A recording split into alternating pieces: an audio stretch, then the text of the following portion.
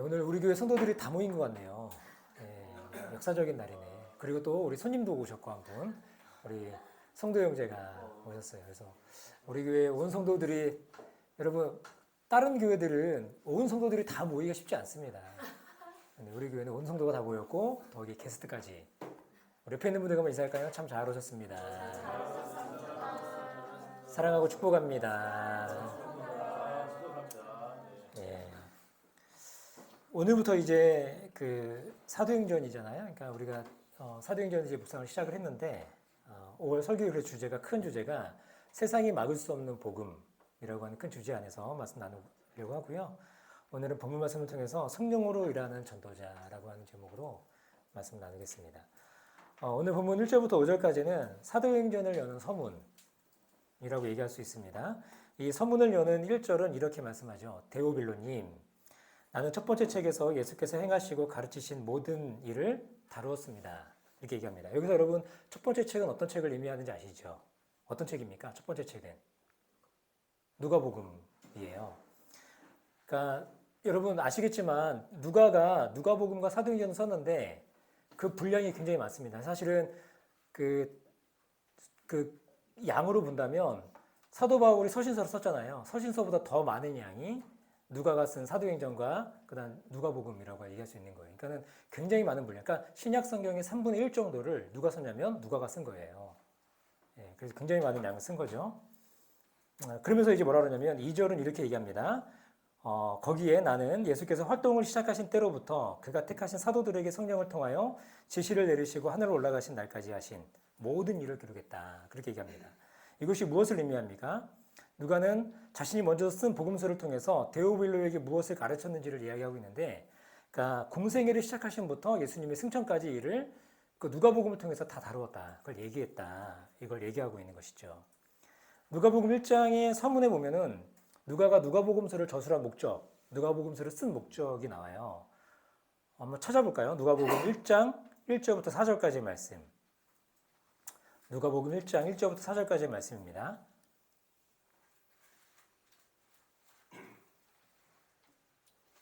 같이 한번 읽어볼까요? 시작.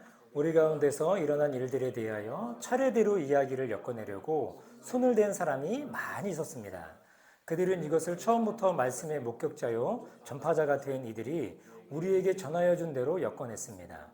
그런데 존귀하신 데오빌로님, 나도 모든 것을 시초부터 정확하게 조사하여 보았으므로 각하께 그것을 순서대로 써드리는 것이 좋겠다고 생각하였습니다. 이리하여 각하께서 이미 배우신 일들이 확실한 사실임을 아시게 되기를 바라는 바입니다. 이렇게 그러니까 누가복음과 사도행전을 통해서 분명한 수신자를 이야기하고 있죠. 데오빌로라고 하는 사람을 얘기하고 있는데 데오빌로가 정확한 이름인지는 모르겠어요. 그러니까 데오빌로가 어떤 뜻이냐면 데오스와 필로스의 합성어인데 가하자라고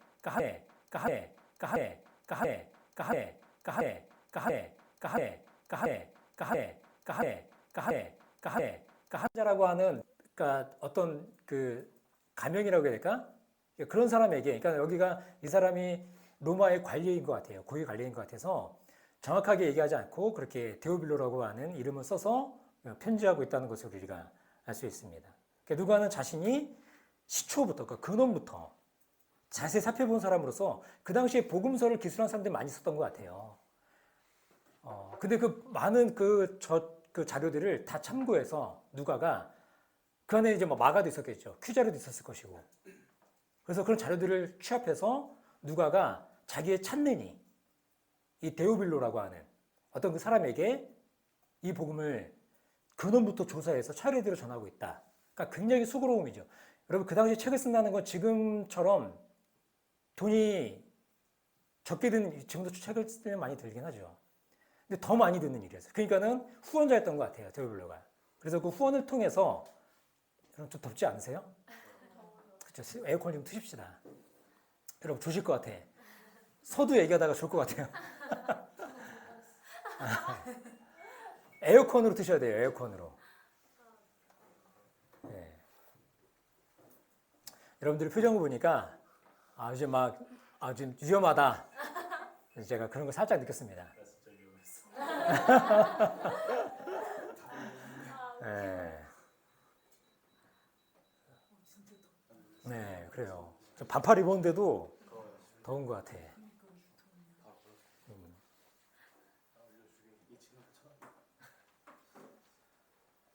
그래서 다시 이제 이어갑니다. 데오빌로는 자기 찾는 이에게 굉장히 에너지를 많이 들이고 있는 거예요. 그래서 누가복음과 사도행전을 통해서 복음을 기술하고 있을 뿐만 아니라 그 복음이 전파된, 그러니까 그 복음이 기술된 이후에 사도들의 행적까지 그것을 다 사실은 그래서 신약에 나오는 유일한 역사 기록이기도 하거든요. 그래서 이 누가를 그러니까 역사가라고 보기도 하고 또 바울 같은 경우에는 골로새서서에서는 이 누가를 의사라고 얘기합니다. 그러니까 의사였고 역사가였던 이 누가가 굉장히 근원부터 자세히 살펴보면서 자기 찾는 이에게 이 복음을 설명하고 있다. 이렇게 좀 볼 수 있는 것이죠. 그래서 다른 그 누구의 글보다도 신뢰할 수 있을 만한 그런 글이 바로 이 누가의 글이다라고 얘기할 수 있다는 겁니다. 그래서 이렇게 누가는 누가복음을 통해서 먼저 예수께서 활동을 시작하신 때로부터 그가 택하신 사도들에게 성령을 통하여 계시를 내리신 그 하늘 올라가신 그 모든 것들을 기록하고 있다고 얘기하고 있죠. 여기서 차이점이 뭐냐면 누가복음에서는 성령이란 말이 거의 나오지 않습니다. 그런데 오늘 이 사도행전에서는 시작하면서부터 서두에서부터 이 성령이라고 하는 것을 이야기하고 있다라고 하는 것입니다.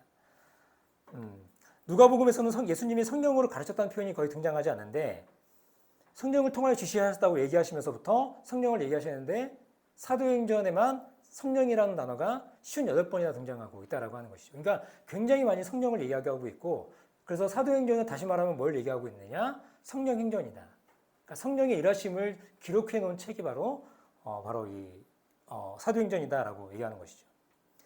그러니까 사도행전은 성령을 제쳐두고는 그러니까 사도행전을 이야기할 수 없을 정도 불가능한 그래서 성령의 이끄심과 성령의 인도하심이 이 책 안에 잘 담겨 있다라고 하는 것이죠. 사도행전에 나타나는 성령의 역사를 보면 전방위에서 매우 중요한 형태로 그렇게 드러나게 되는 것임을 알 수 있습니다. 사도행전의 성령이 어떻게 드러나는가 좀 짧게 좀 정리를 해보면 첫 번째 성령은 모든 신자에게 주어진 구원의 선물로 드러나게 된다고 하는 거예요. 우리가 신학적으로 용어를 표현한다면 모든 신자, 그러니까 그리스도를 영접한 사람에게는 누가 내주하고 있어요? 성령이 내주, 성령이 함께 한다라고 하는 것이죠. 그래서 사도행전에 나타나는 성령의 역사를 보면 어떻게 되느냐? 사도행전 2장 38절에 이렇게 말씀하고 있어요. 베드로가 가로되 너희가 회개하여 각각 예수 그리스도 이름으로 세례를 받고 죄사함을 얻으라. 그리하면 성령을 선물로 받는다. 이렇게 말씀하고 있는 거죠. 그래서 사도행전은 성령을 받지 않은 신자를 인정하지 않는 것이죠. 우리가 예수 그리스도를 영접할 때 성령님은 우리와 함께 하십니다. 그것이 바로 성령의 내주라고 얘기할 수 있는 것이죠. 두 번째는 성령께서 복음의 증인되게 하신다라고 하는 거예요. 오늘 이 부분은 우리 많이 다룰 건데 복음을 증거할 때 필요한 능력과 담대함을 주시는 분이 바로 누구냐? 성령님이라고 하는 거죠. 그러니까 우리가 성령님을 가장 그러니까 성령님 일하심을 잘 볼 수 있는 곳이 어디냐? 복음의 현장인 거예요, 사실은. 내가 복음을 전하는 그 현장에서 성령님이 그것을 좋아하시기 때문에 거기에 함께 우리 함께 하시긴 하시지만 그 안에 성령의 일하심을 우리가 잘 볼 수 있다라고 하는 것입니다. 그래서 오늘 본문 1장 8절에 보면 뭐라고 되어 있습니까? 개역 성경을 읽어보면 오직 성령이 너에게 임하시면 권능을 받고 예루살렘과 온 유다와 사마리아 땅끝까지 이르러 증인될 거라 그러잖아요. 이게 사실은 사도행전에 나타난 1장 8절이 굉장히 키포인트가 되는 말씀이기도 하고 이것이 뼈대예요, 뼈대. 그래서 예루살렘, 온 유대, 사마리아 땅끝. 그래서 여러분 2장부터 7장까지는 뭘 이야기하고 있냐면 예루살렘에서 일어나는 일들을 이야기하고 있어요. 그리고 8장부터 12장까지는 유대와 사마리아에서 일어나는 사건들을 이야기하고 있고 그 다음에 13장부터 마지막 28장까지는 땅끝까지 복음이 어떻게 증거가 되고 있는가 이것을 보여주는 것이 사도행전이라고 얘기할 수 있는 거죠. 그러니까 주제절이기도 한 거죠. 그러니까 사도행전 전체의 주제절이고 뼈대가 되는 말씀이 오늘 1장 8절의 말씀이라고 하는 겁니다. 그러니까 그 복음이 증거되는 현장 가운데 성령님이 함께 하신다고 하는 거예요. 그리고 6장 10절에 보면 사도행전 6장 10절에 보면 어떤 말씀이 나오냐면 스데반이 지혜와 성령으로 말함을 저희가 등에 당하지 못했다. 그러니까 저희가 누구냐면 유대인들이에요. 그러니까 스데반이 정말 성령이 충만해서 자기 동족 유대인들에게 복음을 증거하는데 그 예수가 누구냐? 너희들이 죽인 바로 그 예수가 우리 메시아다. 이걸 증거했단 말이에요. 그러니까 그들이 기분이 나빠가지고 돌을 들어서 스데반을 돌로 쳐 죽이는 그런 장면이 있는 거죠. 그때 스데반이 어땠어요? 주여와 성령으로 말함을 저희가 능히 당하지 못했다. 그러니까 반박할 수가 없는 거예요. 그럴 때 이들이 기분이 나쁘니까 죽인 거죠. 오늘날도 어떠합니까? 우리가 복음을 증거할 때 우리가 누구를 의지해요? 성령을 의지하는 것이죠.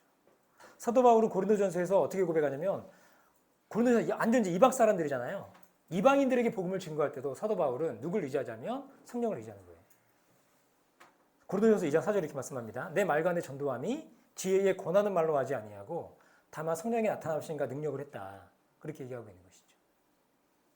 그러니까 성령은 사도행전에 나타난 성령은 어떤 분이세요? 복음을 증거할 때, 예수의 증인이 될 때, 그때 정말 강력하게 일하시는 분, 바로 성령님이라고 하는 것이죠. 세 번째는 성령은 주의 영 또는 예수의 영으로 사도행전에 계속적으로 나타나고 있습니다. 그러니까 사도행전에 보면 주의 영, 예수의 영으로 불려지는데 성령님은 예수님의 왕권과 인재를 상징하는 그런 모습인 거예요. 그래서 예수님께서 부활하신 이후에 제자들과 오늘 본문에 보면 며칠 있었다 그래요. 40일을 함께 하시면서 가르치신 것이 있어요. 그게 뭐였냐면 오늘 본문 3절에 보니까 하나님 나라에 관한 일을 가르쳤다. 그렇게 말씀하고 있는 거죠. 하나님 나라는 무엇입니까? 하나님의 통치, 그리스도의 통치, 다스리심, 그의 왕권, 이걸 얘기하는 것이잖아요. 예수님의 통치 목적은 사람들에게 회개와 죄사함, 그리고 구원을 주시는 것입니다. 그래서 사도행전에 보면 예수님의 이름이 선포되는 것마다 성령의 역사하심이 있는데 하나님 나라의 회복이 일어나는 것들을 보게 돼요. 예수님이 복음서에서 복음을 증거하고 사람들을 만나실 때마다 어떤 일들이 있었어요? 귀신들이 알아보고 떠나가기도 하고 병들이 떠나가기도 하고 그런 놀라운 일들이 있잖아요. 동일하게 사도들이 사도행전에서 가는 곳마다 그런 일들이 있다라고 하는 거예요. 하나님 나라의 회복이 일어나는 그 현장에 누가 있느냐? 성령님이 함께 하신다라고 하는 겁니다. 그래서 사도행전은 하나님 나라가 역사 속에서 어떻게 실현되어 가는가를 보여주는 것이죠. 특히 사도행전이라고 하는 그 공간적 배경 안에서 하나님 나라가 실제적으로 어떻게 임하는가, 어떻게 역사하는가, 그것을 보여준다라고 하는 겁니다. 그것이 오늘날에도 우리들에게 성령님이 어떻게 성령님을 통해서 우리들을 통해서 하나님 나라가 일하고 있는가를 볼 수 있다라고 하는 것이죠. 그래서 예수님은 하나님 나라를 계속적으로 말씀하시는 거예요. 그러니까 새로운 가르침이 아니에요. 새로운 가르침이 아니라 제자들에게 충분히 가르쳤던 내용들을 다시금 이야기하고 있다라고 하는 것입니다. 만약 예수님이 부활하신 다음에 새로운 가르침을 얘기했으면 그 어딘가에 예수님의 새로운 가르침이 있었을 거예요. 근데 그렇지 않습니다. 예수님 다시금 제자들과 40일 동안 함께 하시면서 하나님 나라에 관한 일을 계속적으로 말씀하셨다고 하는 거예요. 그래서 여러분 아시겠지만 예수님의 그 첫 번째 설교가 마가복음 1장 15절이잖아요. 하나님 나라 가까이 왔으니 회개하고 복음을 믿어라. 그리고 마태복음에는 예수님이 뭘 비유를 계속 들어요? 천국은 마치, 천국은 이런 것이니. 천국이 무엇입니까? 그게 하나님 나라인 거예요. 예, 하나님 나라. 그러니까 하나님 나라가 무엇인지를 비유를 통해서도 계속적으로 예수님이 가르쳤다고 하는 것이죠. 그 예수님이 가시는 곳마다 하나님 나라의 놀라운 역사들이 일어났다는 거예요. 하나님의 통치함이 일어난 거죠. 이것을 예수님은 제자들에게 위임하셨다라고 하는 겁니다. 그런데 오늘 본문을 잘 보면 제자들은 그 하나님 나라 일을 계속 말씀하셨지만 예수님이 말씀하셨지만 제자들은 하나님 나라에 관심을 갖지 않는다는 것을 알 수 있습니다. 제자들은 어떤 나라에 관심이 있어요? 이 땅, 이 나라에 관심이 있다고 하는 거예요. 6절에 보면 이러합니다. 사도들이 한 자리에 모였을 때 예수께 여쭈었다. 주님께서 이스라엘에게 나라를 되찾아 주실 때가 바로 지금입니까? 물어보는 거죠. 제자들은 아직까지도 하나님 나라에 대한 기대, 그 어떤 거예요? 어떤 기대예요? 이 땅이에요, 이 땅. 이스라엘의 회복, 정치적 독립, 자유케 되는 것, 여기에 다 포커스가 맞춰져 있는 거죠. 그러나 하나님 나라는 그런 것이 아니다라고 하는 걸 예수님 말씀하시죠. 하나님 나라는 통치자를 바꾸는 것이잖아요. 내가 주인 되던 삶에서 이제는 하나님이 주인 되신 삶으로 나아가는 것. 이것을 이야기하는 거 아닙니까? 통치자를 이양하는 것. 근데 제자들은 눈에 보이는 통치자를 갈아치기 원하는 것이죠. 통치체제를 전복시키기를 원하는 겁니다. 어쩌면 우리들 또한 하나님 나라를 제자들처럼 오해하고 있진 않나 싶은 것이죠. 하나님 나라가 내 삶에 오면 내가 필요한 것들을 채워지고 나에게 결핍이 있는 것들이 채워지고 내가 원하는 바가 이루어지고 여러분 그게 하나님 나라가 임하는 것입니까? 예수님이 말씀하신 하나님 나라가 여러분 그런 것입니까? 그렇지 않아요. 어떤 경우에는 하나님 나라가 내 삶 가운데 임했다고 하는 것은 내 삶의 주인을 바꾸는 것이기 때문에 이것이 부대끼고 힘들고 어렵습니다. 그 심지어는 제자들은 나중에 여러분 제자들 전승사를 보면 알겠지만 곱게 죽은 사람이 없어요.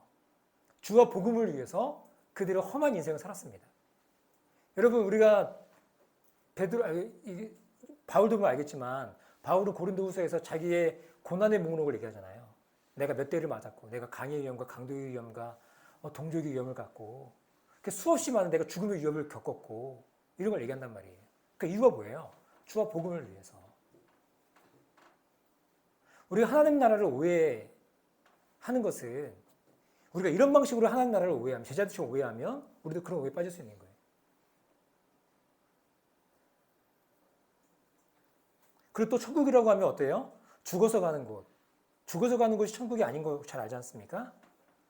오늘 예수님께서 말씀하신 하나님 나라는 제자들이 오해하는 그런 하나님 나라가 아닌 거예요. 어쩌면 오늘 우리가 살아가는 이 시대에 하나님 나라를 오해하는 사람이 얼마나 많습니까? 그런 방식의 하나님 나라가 결코 아니라고 하는 것입니다. 이러한 제자들의 오해함을 미리 아셨는지 예수님이 그들에게 한 가지 명령하십니다. 그것은 바로 성령님의 임재를 기다려라. 이것을 그러니까 많은 설명을 하지 않으세요. 너희들 성령이 임하면 너희들의 삶이 어떻게 변할 거라는 것을 주님이 알고 있는 것이죠. 그래서 제자를 명령하십니다. 너희들 기다려라. 이 성에 유예라. 성령이 비올 때까지, 임할 때까지. 그것을 사도행전에만 말씀하신 게 아니라 누가복음 24장에도 얘기하고 있다라고 하는 거예요.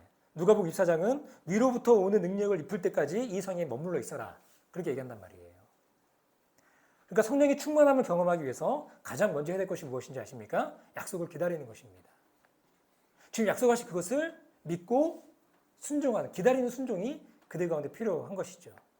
이 말씀에 순종하며 약속을 기다릴 때 성령이 제자들에게 놀랍게 임하시며 역사하셨던 것을 우리 너무나 잘 알고 있는 것이죠. 그러므로 신자들이 우리 삶에도 필요한 것이 무엇이냐면 제자들과 마찬가지로 저는 순종하는 삶이 필요하다고 봐요.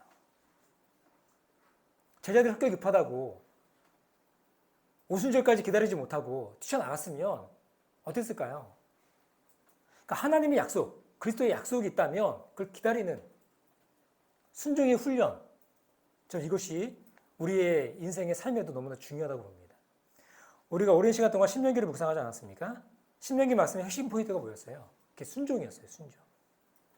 하나님은 모세를 통해서 이스라엘이 약속의 땅에서 복을 받기 위해서 뭐 해야 된다고 얘기하고 있습니까? 단 한마디로 하면 순종하는 삶이에요. 그러나 이스라엘 백성들은 순종이 어려웠죠. 제가 말씀을 준비하면서 이런 생각을 해봤습니다. 신앙생활에서 가장 중요한 게 뭘까? 하나님의 말씀을 깨닫는 것, 하나님의 말씀을 바르게 해석해 나가는 것, 하나님의 말씀의 본래의 의미가 무엇인가를 알아가는 것, 굉장히 중요하죠. 그러나 그것에 멈춘다면 안 된다라고 하는 겁니다. 우리가 하나님 말씀을 아는 것만큼 우리가 뭘 해야 되는 거냐면 그 말씀에 순종하는 삶이 우리 가운데 반드시 필요한 것이다. 하나님 우리들의 삶에 요구하는 건 무엇일까요? 하나님의 말씀을 열심히 연구해서 그것을 다른 사람들에게 가르칠 정도의 실력을 쌓는 것 당연히 필요하죠. 그러나 여러분 하나님의 말씀을 순종하지 않는다면 그것이 아무런 의미가 없다는 거예요. 우리의 신앙생활이 관념이나 사변이 빠진다면 그건 바른 신앙생활이라고 얘기할 수 없죠. 그래서 여러분 신앙생활의 생명력은 무엇이냐? 우리의 살아있음은 무엇이냐? 하나님 말씀에 우리 어떻게 순종해 나아갈 것인가? 라고 하는 것입니다. 신앙의 살아있음은 말씀을 그대로 살아낼 때, 순종의 삶이 될 때, 그때 여러분 정말 팔딱팔딱 살아있는 그런 신앙이 되는 거예요. 성령님은 하나님의 말씀을 순종케 할 능력을 주시는 분입니다. 그래서 제자들의 모습이 이전은 부활의 주를 만났을 때랑도 완전히 달라요. 제자들의 모습을 보면. 오늘 말씀도 그렇지 않습니까? 이들이 순종할 때 하나님이 이들에게 요구하시는 삶의 방식을 이들은 살아내기 시작했다라고 하는 겁니다. 하나님께서 그들에게 요구하시는 것이 무엇입니까? 이들이 성령이 비올 때까지 그들이 기다리는 것이었어요. 성령이 충만함을 받는 것이었습니다. 한마디로 이들이 하나님의 통치 안에 들어가는 삶, 이것을 요구하고 있다는 것이죠. 이제 내가 사는 것이 아니라 내 안에 그리스도께서 사시는 것이다 라고 한 삶이 무엇인가를 아는 것, 살아내는 것입니다. 그렇게 살아간 삶의 방식을 주님은 미리 말씀해 주신 것이죠. 그것이 저는 8절의 말씀이라고 봐요. 성령이 너에게 내리시면 너희는 능력을 받고 예루살렘, 온 유대, 사마리아 그리고 마침내 땅끝에서 이르러 내 증인된 삶을 너희들이 살 것이다. 이것이 저는 예수님이 산상수훈에서 말씀하신 먼저 그 나라와 그 일을 구하는 삶이다 라고 얘기할 수 있을 것 같아요. 오늘 이 8절의 말씀은 하나님의 통치를 경험한 사람들의 삶의 방식과 태도가 무엇이어야 되는가를 보여준다고 봅니다. 제자들은 지금껏 무엇을 추구하며 살았습니까? 이 땅, 이 나라, 좀 자신의 안위, 자신이 높아지는 것, 자신이 큰 사람이 되는 것, 그것으로 지금까지 달려왔어요, 제자들은. 그러나 이들이 실제로 오순절을 기다리며 오순절에 이르러 성령으로 충만함 받은 다음에 이들의 삶의 방식은 전혀 다른 삶의 방식, 이전과는 전혀 다른 변화된 삶, 그것으로 나아가는 것을 우리가 보게 되는 것이죠. 여러분, 성령을 우리가 잊는다, 성령으로 충만하게 된다는 것은 여러분, 지금까지와는 전혀 다른 삶의 방식을 내가 택하겠다, 내가 그것을 따라가겠다라고 하는 그런 결단인 거예요, 사실은. 우리 성령님이 우리 가운데 오시면 우리 따따따 랄랄라 이런 삶으로 요구하는 게 아니에요. 그런 게 아니라 정말 하나님의 통치와 다스리심을 받는 삶이 무엇인가를 너희들이 드러낼 거야. 성령을 따라간 삶이 될 거야. 그걸 얘기하는 것이죠. 고신대에서 조직신학을 가르쳤던 박영돈 교수님이 있어요. 이분의 책들을 많이 읽기도 하고 이분 목회자들 그룹 안에서 그래도 존경받는 교수님이시거든요. 이 박영돈 교수님이 최근에 담임 목회를 하시다가 물러나게 되었습니다. 젊은이들이 모이는 작은 공동체를 맡아서 사역하신 지가 20년이 된 거예요. 교회도 나름 성장하게 되었어요. 그러니까 장로교에서는 미조직 교회와 조직 교회가 있잖아요. 그러니까 장로가 세워지면 조직 교회가 되는 거예요. 그때부터. 근데 완전 미조직 교회에 있다가 최근에 들어서 조직 교회로 바뀌고 예배당도 옮기고 그래도 뭔가 좀 변화가 있었나 봐요. 그러면서 이분이 퇴임을 하게 된 거죠. 이분에게 제자 목사님이 이렇게 질문을 했다고 합니다. 목회를 하는 과정에서 특별히 경험한 성령의 능력이 무엇이었습니까? 이게 물어본 이유가 있습니다. 왜냐하면 이분이 책을 많이 썼는데 이분이 어떤 거에 관심이 있었냐면 성령에 대해서 관심이 많으셨던 분이에요. 그래서 성령과 관련해서 최근에도 성령이 너에게 임하시면이라고 한 책을 썼거든요. 복 있는 사람들에서. 그러니까 성령 관련된 책을 많이 냈기 때문에 일그러진 성령의 뭐 그런 하여튼 성령과 관련된 책을 많이 썼어요, 이분이. 그래서 이 질문에 박용돈 목사님이 교수님이 어떻게 답변을 했느냐 이렇게 말씀합니다. 그동안 말씀을 준비하고 전할 때 항상 성령의 도우심과 은혜가 있었고 여러 가지 특별한 성령의 역사하심을 체험했다. 그러나 그 무엇보다 더 놀라운 성령의 능력은 못된 내 성격과 비전으로 포장된 내 야심과 정면으로 상충되는 이 작은 교회에 20년이나 내가 목회를 한 것이다. 내가 버텨낸 것이다. 그것이 나에게 있어서 가장 큰 성령의 능력이었다. 얘기하는 거예요. 그리고 그 과정에서 내가 조금이나마 목사다워지게 한 것이었다. 이렇게 얘기를 하더라고요. 여러분, 성령 충만함이란 어떤 특별한 능력을 행하는 것이 아닙니다. 하나님 안에서 내가 나다워지는 것. 하나님 안에서 내가 변화되어 가는 것. 예수님을 조금이나마 닮아가는 모습. 여러분, 그게 성령 충만인 것이죠. 성령의 임재를 경험한 제자들의 변화가 그래서 여러분 놀랍습니다. 제자들은 예수님의 부활을 보고도 변하지 않았어요. 여러분 어떻습니까? 오늘도 그렇잖아요. 부활하신 주님을 만났고 40일 동안 함께 하시면서 예수님이 가르치신 하나님 나라를 들었음에도 불구하고 그들의 관심사는 뭐예요? 내가 높아지는 거예요. 이 나라가 변하는 거예요. 거기에 온통 관심이 있습니다. 이 제자들은. 내가 큰 자가 되는 게 여전히 이들에게는 관심이었어요. 서로를 의식하며 비교하며 다른 제자들보다 더 큰 자가 되는 그것이 이들에게는 꿈이었던 것이죠. 여러분 잘 아시는 것처럼 베드로 예수님 3번씩이나 부인하지 않았습니까? 그 염치 없는 베드로를 주님 찾아가셨어요. 찾아가셔가지고 똑같이 3번이나 물으십니다. 네가 나를 사랑하니? 그러면서 내 양을 먹이고 내 양을 치라고 말씀하셨어요. 그래서 주님을 뜨겁게 사랑한다고 고백했고 주님이 내 마음을 아십니다. 그렇게 베드로가 얘기했습니다. 놀랍잖아요. 베드로의 그 고백과 사랑이. 그럼 베드로를 향해서 예수님이 뭐라고 말씀하시냐면 지금까지는 네 마음대로 네가 스스로 띠띠고 네 원하는 대로 다녔지만 앞으로는 네가 그런 삶을 살지 못할 거야. 그렇게 말씀하신단 말이에요. 이때 베드로의 눈에 띈 사람이 있잖아요. 자기의 경쟁자 요한입니다. 사도 요한. 자신과 경쟁 관계에 있던 사람이었어요. 베드로는 마음이 어려워서 예수님께 이렇게 물어봐요. 예수님이 야 네가 지금까지 네 맘대로 살았지만 이제 네 맘대로 못 살 거라고 얘기를 듣자마자 눈에 띈 게 요한이었고 요한을 향해서 이렇게 물어보는 거예요. 그러면 요한 어떻게 되겠습니까? 그래서 예수님이 오늘 말씀과 매우 흡사한 말씀을 했어요. 너희 알 바 아니다. 네가 상관할 바가 아니다. 이 모습이 부활을 만난 제자들의 모습인 거예요. 아직까지도 자신의 틀을 벗지 못하는, 아직도 뭔가 성숙하지 않은 그런 모습인 것이죠. 그러나 성령의 임재를 경험하고 난 이후에 오늘 2장에 보면 성령이 임합니다. 놀라운 성령의 임하심을 경험해요. 그리고 난 다음에 제자들, 특히 베드로와 요한은 서로 경쟁하지 않아요. 그 이후에 나타난 제자들의 모습은 경쟁하지 않고 서로를 경쟁자로 인식하지 않고 사도행전에 보면 베드로와 요한은 늘 함께 다닙니다. 그렇게 경쟁했던 관계였는데요. 함께 다녀요. 그리고 동역자의 관계로 성장하다라는 것이죠. 베드로와 요한은 주와 복음 때문에 함께 고초를 겪기도 합니다. 그 위기를 함께 헤쳐나가면서 성령으로 일하는 전도자의 모습으로 변하게 된다라고 하는 거예요. 사랑하는 여러분, 성령으로 일한다는 것은 주님을 닮은 모습으로 변화되는 것을 말하는 거예요. 주님과 같은 방식으로 일하는 것이 성령 충만입니다. 성령 충만하다고 하면서 내가 높아지지 않아서 안절부절한다면 성령 충만한 것이 아니죠.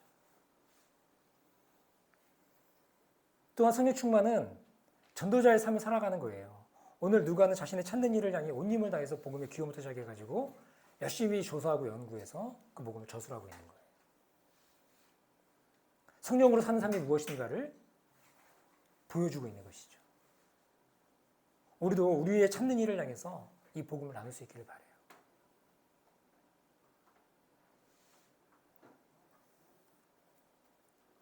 여러분 눈을 크게 뜨고 찾아보십시오.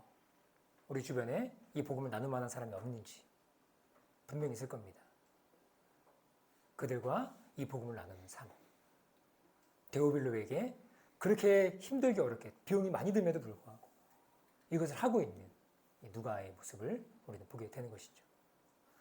한 가지 더 놀라운 것은 성령이 임하니까 당시의 사회적 장벽들이 제거됨을 보게 돼요. 오늘 말씀 이후에 드디어 오순절에 성령이 임하잖아요.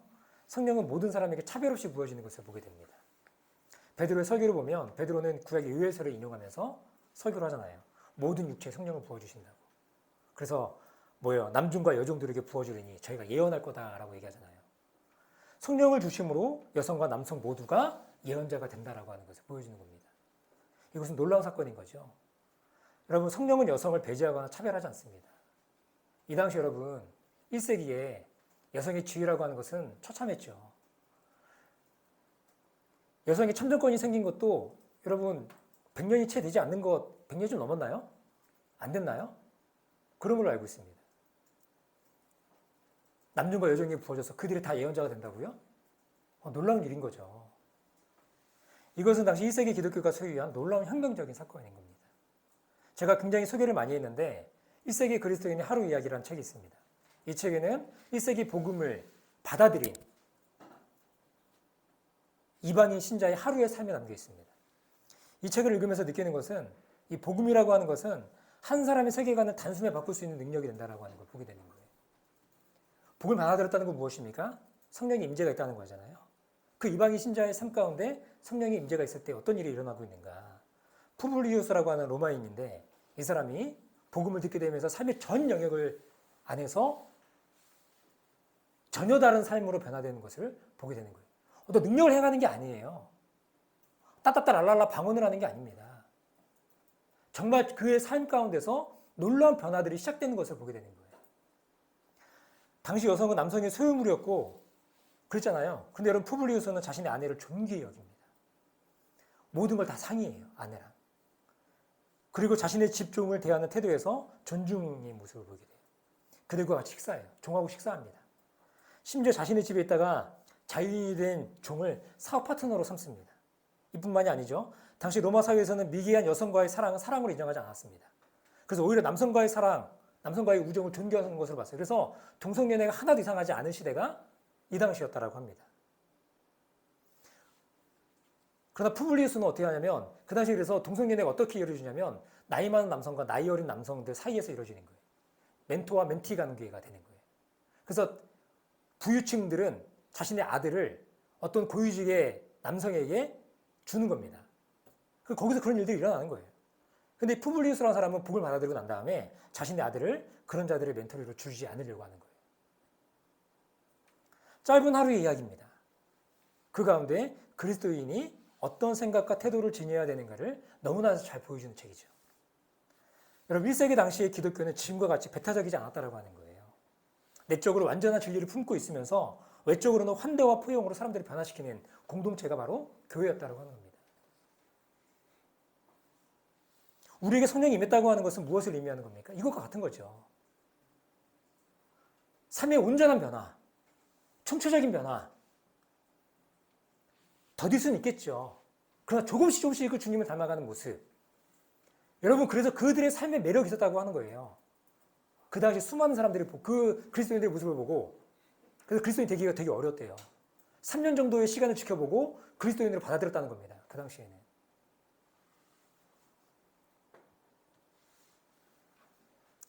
예수 그리스도의 완전한 진리를 품고 살면서도 다른 이들을 배제하지 않고 차별하지 않는 것, 환대하는 것. 이것이 성령 충만한 삶의 모습이라고 하는 것이죠. 우리의 삶이 이렇게 변화되어 갔으면 좋겠습니다. 그러면서 우리 이웃들에게 이 복음을 전하는 삶을 살아냈으면 좋겠습니다. 오늘 8절의 말씀처럼 예루살렘, 온 유대, 사마리아 땅끝까지 나아가는 모습이 있었으면 좋겠습니다.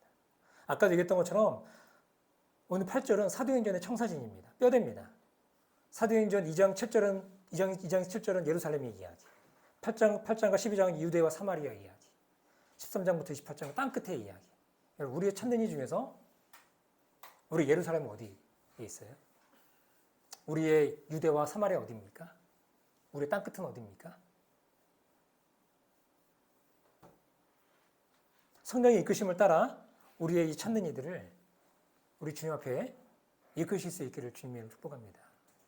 단지 교회를 내려오라는 얘기가 아니라 여러분들의 삶을 통해서 여러분들이 알고 있는 복음의 지식을 통해서 그 주님을 나타내고 증거하고 가르칠 수 있는 그런 모습으로 나아갈 수 있기를 바라요. 말씀의 결론입니다. 주님의 말씀에 순종하여 기다리던 성령을 받은 제자들은 어떻게 변화가 됩니까? 주님을 닮아가는 삶을 살아간다고 하는 것이죠. 그들은 더 이상 이 땅에서 잘 먹고 잘 사는 것을 만족하지 않았습니다. 자신의 삶에 매몰되지 않았어요. 누구를 봤냐면 이웃을 보기 시작했습니다. 공동체를 보기 시작했습니다. 그러니까 이후에 보면 어떻게 나와요? 5장에 보면 놀라운 일들이잖아요. 유무상통하는 일들이잖아요.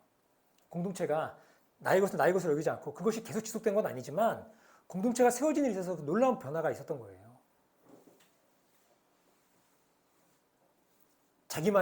자기 것에 매몰되지 않는 그런 모습이었던 것이죠. 그래서 다른 이들을 향해서 환대하고 그들을 받아들이고 포용하는 그런 모습이 있었던 것입니다. 여러분, 예루살렘 교회는 완벽한 교회가 아니었어요. 예루살렘 교회는 이방인 출신의 유대인들도 있었고요. 그렇죠. 헬라파 유대인과 히브리파 유대인들의 갈등도 많았고요. 그런 것들이 많았습니다. 그렇지만 그들은 서로를 환대하고 사랑하는 그런 존재들로 세워져 갔다는 것이죠.